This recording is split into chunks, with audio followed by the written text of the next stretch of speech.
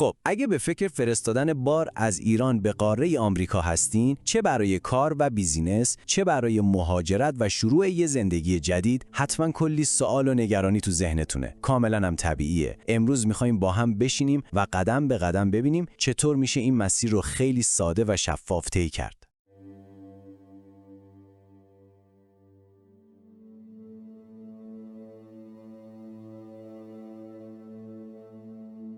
فرقی نمیکنه یه صادرکننده حرفه‌ای باشید یا دانشجویی که میخواد وسایل شخصیش رو بفرسته. در هر صورت ارسال بال به اون سر دنیا تو نگاه اول یه جورایی شبیه یه مأموریت خیلی بزرگ و پیچیده به نظر میاد. بسیار خوب. اولین و مهمترین قدم سر در آوردن از قوانین و مسیرهای موجوده. میدونید اینجا دقیقاً همون جاییه که جزئیات خیلی مهم میشن و داشتن یه راهنمای متخصص میتونه همه چیز رو از این رو به اون رو کنه. ببینید اگه ندونید دارید چی کار میکنید، این مسیر واقعاً مثل یه جاده پر از دستانداز میشه. یعنی ممکنه بارتون ماها توی گمرک گیر کنه یا یه عالم هزینه اضافی بیاد رو دستتون، یا بدتر از همه به مشکلات قانونی بخورید. اینها موانعی هستن که خب میتونن کل برنامه‌ریزیاتون رو به هم بریزن. اولین جایی که بار شما باهاش روبرو میشه مثل یه جور دروازه‌بان گمرک ایالات متحده یا همون CBP هست. کارشناسای حمل و نقل باید زبون اینها رو بلد باشن. یعنی تمام مدارک رو دقیقاً همون جوری که میخوان آماده کنن تا بار شما خیلی راحت و بی‌دردسر از این مرحله رد بشه. البته فقط گمرک نیست.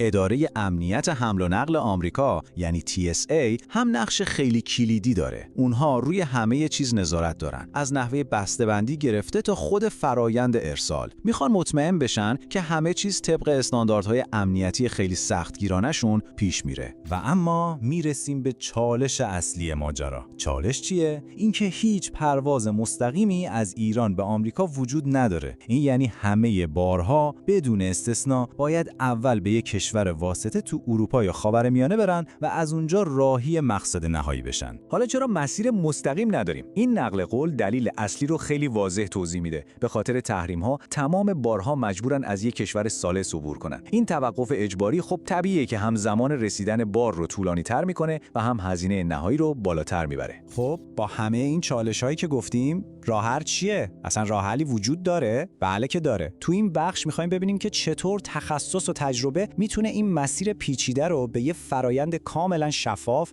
و قابل کنترل تبدیل کنه. یه راه حل تخصصی خوب باید برای همه جواب داشته باشه. یعنی واقعا فرق نمیکنه شما یه شرکت بزرگ صادرکننده هستید یا یه مهاجری که میخواد وسایل زندگیش رو ببره یا حتی کسی که میخواد از آمریکا به ایران جنس وارد کنه. برای تک تک این نیازها باید یه راهکار دقیق و مشخص وجود داشته باشه. حالا یه سوال دیگه، آیا بار شما به هر شهری تو قاره آمریکا میرسه؟ جواب این سوال تو قدرت شبکه لوجستیکیه. یه شبکه قوی یعنی دسترسی به تمام نقاط کلیدی این قاره پهناور. بیایید یه نگاهی به گستردگی این پوشش بندازیم. وقتی میگیم پوشش سراسری تو آمریکا، منظورمون دقیقاً همینه. از لس آنجلس و نیویورک تو 2 تا ساحل مختلف گرفته تا شهرهای مهم مرکزی مثل شیکاگو و دالاس. این گستردگی به شما این اطمینان رو میده که مقصدتون هر جایی که باشه کاملاً در دسترسه. و البته این شبکه فقط به آمریکا ختم نمیشه. شهرهای بزرگ کانادا مثل تورنتو، مونترال و ونکوور